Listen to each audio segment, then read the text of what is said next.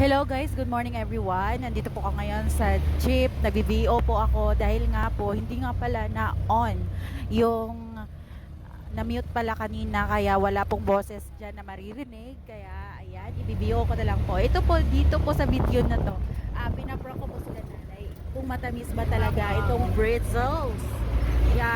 Itong bretzels na to ay original po siya. Yung mga pretzels yung mga matatamis pero akala nyo matamis. Pero let's see nga guys kung na-prank natin. Okay, dito tayo kina ate sa labas. Ayan.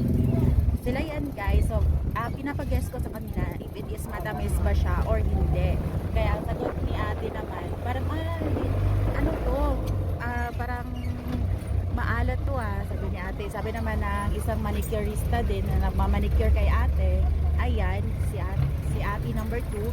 Sabi naman niya na matamis daw. At ayan, hindi niya na-guess na maalat pala yan. So, ayan pala guys, yung si ate na-guess niya at saka yung isa naman hindi niya na-guess na maalat pala. Ayan, tawang-tawa ko dyan. Okay, salita ako ng salita pero wala kayong maririnig na boses. Ayan naman si nanay. Ayan, yung kapitbahay namin dyan.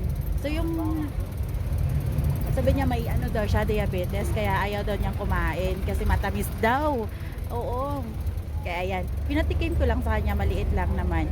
Oo, kasi bawal sa kanya kasi diabetes siya eh. Sabi niya, ay maalat pala to. Sobrang alat. Pasensya na kayo guys sa mga boses dito kasi nga nagbi-VO po ako dito sa jeep po. Ayan. So wala kasi boses eh, hindi maririnig yung boses nila nanay. Ayan guys, na ano natin, nag-high pa siya. Yan po yung bretzels. Pure bretzels po siya. Yung pure bretzels po pala guys, ay isang maalat, hindi po matamis. Kaya ayan, bye! Let's go to work!